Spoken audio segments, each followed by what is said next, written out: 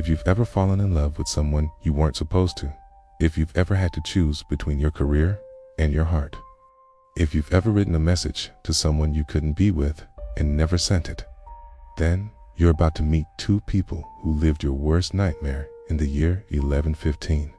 Their names were Abelard and Héloïse, and their love story is so achingly, devastatingly real that it would absolutely shatter the internet if it happened today. Let me set the scene. It's Paris, it's early 1100s, and imagine the most prestigious university in the world, except it's a cathedral and the professor is literally a celebrity. His name was Peter Abelard. He was the hottest intellectual of his time, and I mean hot. Women fainted at his lectures.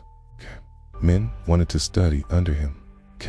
Was two medieval scholars what a rock star is to modern music. Charismatic, brilliant, provocative. The kind of guy who challenged everything established and somehow got away with it.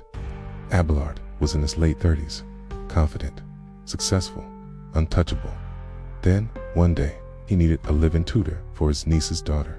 Enter Héloïse. She was 17, extraordinarily beautiful, but more importantly, and this is the part that matters, she was brilliant. She spoke Latin, Greek, and Arabic when most women didn't speak anything but their native tongue. She had read the classics. She understood philosophy. She could debate theology. So was a mind wrapped in a 17-year-old girl's body, and Abelard was absolutely destroyed. But here's the thing. He didn't seduce her in a predatory way you might expect from a medieval power dynamic. He was genuine. He was vulnerable. He saw her not as a student or a conquest, but as an equal. He wrote her letters. He taught her privately. He made her feel like her intelligence was the sexiest thing about her. She fell first, hard, completely. Abelard fell next. Now, they couldn't be together openly. That's not how society worked. Abelard was a prominent scholar. Dating a teenage student would have destroyed his career. Even then, it would have been scandalous, inappropriate, career-ending. So they did what people in impossible situations have always done. They lied. They began meeting in secret, and their love wasn't just emotional, it was physical. Abelard later wrote that they were so consumed with each other that they could be in the same room without touching. They made love whenever they could find privacy. They whispered secrets in the dark. And then Héloïse got pregnant. This is where things get complicated, because even though Abelard was in love, genuinely, completely in love, he was also terrified. A baby out of wedlock would destroy everything. His reputation, his career, her safety. They couldn't have this child openly, so they made a plan, a secret plan, the kind that seemed smart at the time but would haunt them forever. Héloïse went away to have the baby in secret. She delivered a son they named Astrolabe. Abelard, trying to salvage his career and his reputation, proposed marriage, but a secret marriage. It's a marriage that will legitimize the child in their love, but no one could ever know about it. Think about this for a second. He's offering her everything she wants, marriage, legitimacy, and him, but she has to hide it. She has to pretend they're not together. She has to live a lie. And here's where Héloïse made a choice that would define their entire story. She said no. She told Abelard that marriage would ruin him, that if his enemies found out, they'd use it against him, that his career, his intellectual legacy, were more important than the legal status of their relationship. She said, I'd rather be your mistress than your wife if it means the world still gets to benefit from your genius. This is important. This is the moment the story stops being about what other people do to them and starts being about what they choose for each other. Abelard insisted. He said he loved her. He said marriage was the right thing to do. They compromised. They got married, secretly, in front of a priest, with almost no witnesses. It's a marriage that, if discovered, would prove Abelard had committed the exact scandal he was trying to avoid. And then, because medieval revenge plots wait for no one, everything fell apart. Héloïse's uncle found out. His name was Fulbert, and he was furious. His niece had been seduced, made pregnant, and married off in secret, like she was some kind of chess piece in Abelard's game. Fulbert didn't care that Abelard loved her. He didn't care that they had married. He saw dishonor. He saw his family name dragged through mud. So he hired men, thugs, mercenaries. One night, they broke into Abelard's home and did something so brutal that it's hard to even describe. They castrated him. I want to sit with that for a second. This wasn't just an attack, okay? This was a deliberate, calculated destruction of Abelard's manhood, his sexuality, his humanity. Hate was medieval revenge at its most visceral. Abelard survived physically, but psychologically, spiritually, he was shattered. And because this story couldn't possibly get worse, it did. After the attack, the scandal became impossible to hide. Everyone knew what had happened. Abelard's career was finished. His reputation was obliterated. And Héloïse's position became untenable, ceasing the judgment of society, the ruin of his reputation, and the trauma of what had been done to him. Abelard made a decision. He told Héloïse they couldn't be together anymore. Not in secret, not openly, not at all. He was going to enter a monastery, okay? And he insisted she do the same, enter a convent. It was supposed to be a path to redemption, a way to make peace with God, a way to escape the shame of their scandal. Héloïse didn't want to go. She begged him not to make her. She said her only religion was him. Abelard was broken, traumatized, and convinced that God was punishing them for their sin.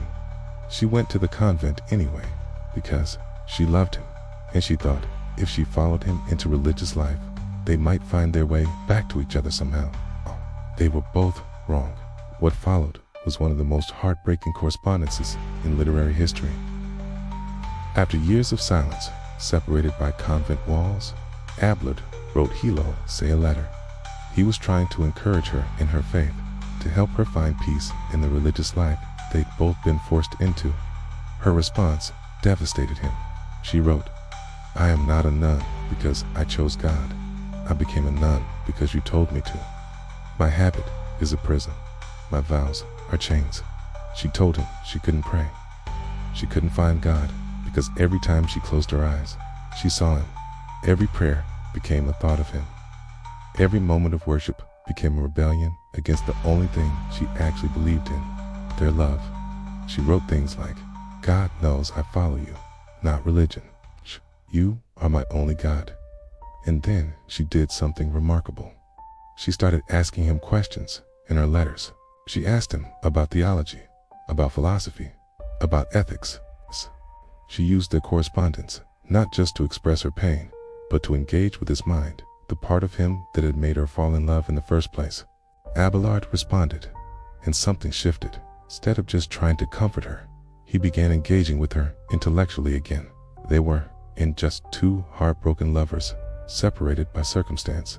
They were two brilliant minds finding each other through the only medium available to them, words. Over the decades, and I mean decades, they exchanged letters, hundreds of them. Some survived, some didn't. In them, they debated theology, shared their pain, confessed their sins, discussed the nature of love, analyzed their own story, tried to find meaning in their suffering, occasionally broke down and admitted they'd do it all again.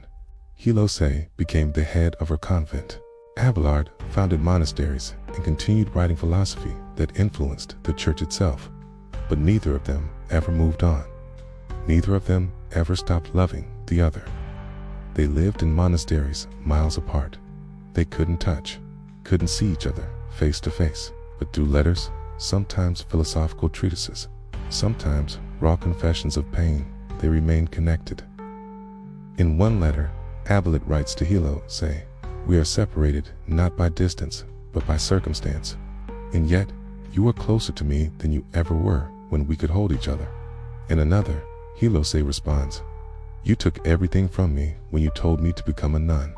My freedom, my future, my ability to be your wife publicly, and I would do it again 1,000 times if it meant you lived. They never saw each other again after they entered their separate monasteries. When Abelard died, Héloïse was devastated. She had lost him once when he forced her away, and now she had lost him entirely. But here's the twist that elevates this from tragedy to legacy. When Héloïse died years later, her final wishes were granted. She was buried in the same tomb as Abelard. The two people who couldn't be together in life would be together in death. Their tomb became famous. Centuries later, people would visit it just to weep. Couples would come to swear their own devotion. Artists and writers and musicians would retell their story over and over. There's something about it, about love that transcended circumstance, about connection that survived separation, about two people choosing each other, even when the world demanded they not, resonated across the centuries. Abelard and Héloïse's love story is medieval, but it's not ancient. It's achingly, painfully modern. It's about workplace power dynamics and choosing a career over a relationship. It's about secrets and the price of hiding who you love. It's about trauma and whether you can recover from it with someone you love. It's about two people who found each other against the odds, only to have the world tear them apart. And it's about the reality that sometimes love doesn't get a happy ending, okay? But sometimes that's okay, because their story didn't end. It's still here, still moving people, still reminding us that the most beautiful love isn't always the one that lasts forever. Sometimes it's the one worth remembering forever. Thanks for watching. Do well to like, share, and subscribe for my interesting stories.